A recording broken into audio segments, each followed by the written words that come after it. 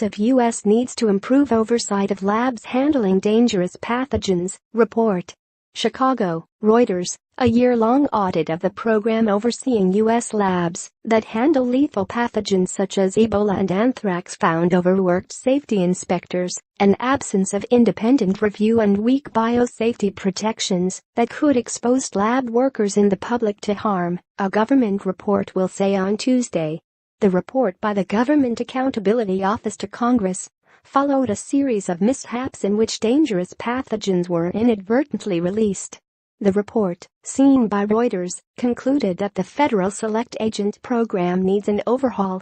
The GAO audited laboratory safety oversight following errors that could have exposed dozens of people to live anthrax bacteria and the deadly toxin ricin. Its report will guide questioning of officials before the House Energy and Commerce Committee's Oversight Subcommittee on Thursday. The Federal Select Agent Program is jointly run by the U.S. Centers for Disease Control and Prevention, CDC, and the Animal and Plant Health Inspection Service, Office, of the U.S. Department of Agriculture. According to the report, a chief concern is that the program is too focused on physical security measures, such as preventing theft from labs, and needs to focus more on biosafety issues that could protect researchers and the wider public from errors. The GAO report also noted that many of the labs using high-risk pathogens for research belong to either CDC or the USDA, and recommended that Congress consider setting up a fully independent oversight body to remove potential conflicts of interest. The Select Agent Program does not fully meet our key elements of effective oversight, the report stated.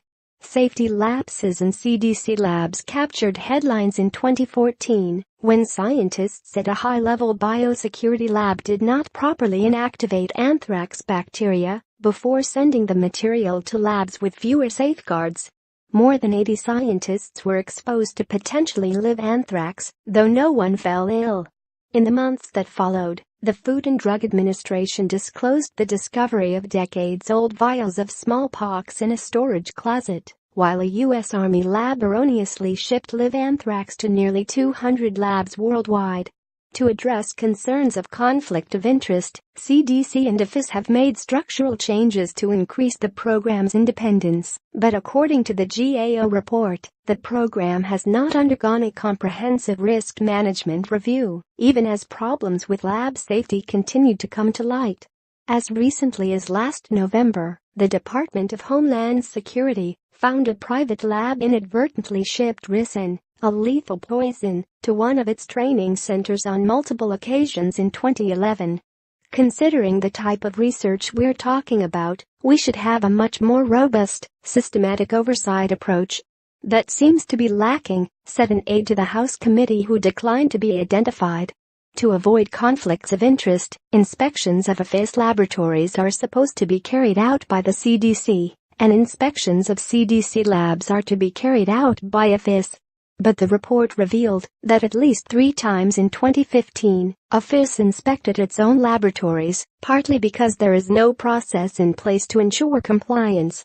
The report also cited excessive workloads for inspectors, which delay inspection reports and make it harder to retain personnel. In some cases, inspectors have been assigned to tasks outside of their expertise. For example, the GAO found that an OFIS physical security expert was asked to inspect ventilation systems, a critical protection against the accidental release of dangerous pathogens. Short of a move by Congress to create an independent oversight agency, GAO recommended that CDC and OFIS officials conduct a risk assessment of the Select Agent Program and how it handles conflicts of interest. It also recommended that program officials shift inspection priorities to focus on high-risk activities in labs and develop a joint plan to train and hire inspectors. The Health and Human Services Department, which oversees CDC, and the USDA, which runs OFIS, agreed with many of these recommendations, according to the report. Officials from the CDC and OFIS will testify at the Thursday hearing.